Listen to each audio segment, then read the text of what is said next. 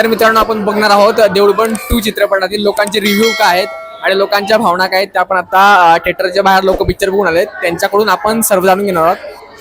Picture कसा खूप छान होता. काय सांगाल काही पिक्चर?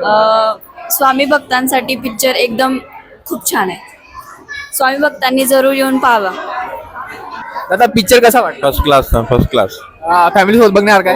फॅमिली सोबतच आलो होतो आम्ही. दादा बघितलं बोलतात पिक्चर कसा वाटला? चांगला आहे. मी पाहतो तुझे व्हिडिओ. पिक्चर कसा वाटला? एकदम छान होता, खूप मस्त पिक्चर होता. दादा पिक्चर कसा वाटला? एकदम छान, खूप छान. अगदी डोळ्यातलं पाणी थांबत नव्हतं. पिक्चर कसा वाटला? मस्त होता. पिक्चर कसा वाटला? छान होतं पिक्चर. काय सांगाल पिक्चर? म्हणजे शेतकऱ्यांवर आधारित आहे तो. पिक्चर कसा वाटला? श्री स्वामी समर्थ खूप भारी पिक्चर होता, एक नंबर आहे. काय सांगाल? म्हणजे आता सुद्धा अंगावरती काटे येत आहे. खरंच काय? अप्रतिम आहे.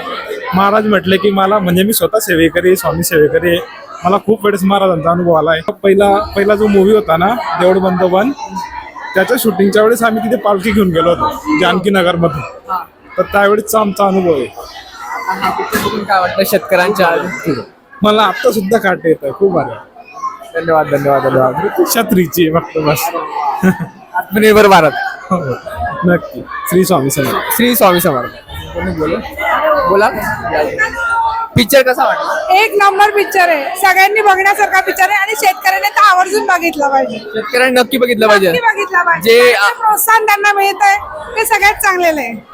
आणि हॅलो, मी तुम्हाला काकू पिक्चर कसा वाटला? छान होता. चांगला होता पिक्चर. पिक्चर कसा? एकदम मस्त, खूप आवडला. म्हणजे पार्ट 1 पेक्षा असं वाटलं होतं की पार्ट 2 मध्ये इतकं काही होणार नाही, मजा येणार नाही, पण पार्ट 2 मध्ये डबल मजा आली.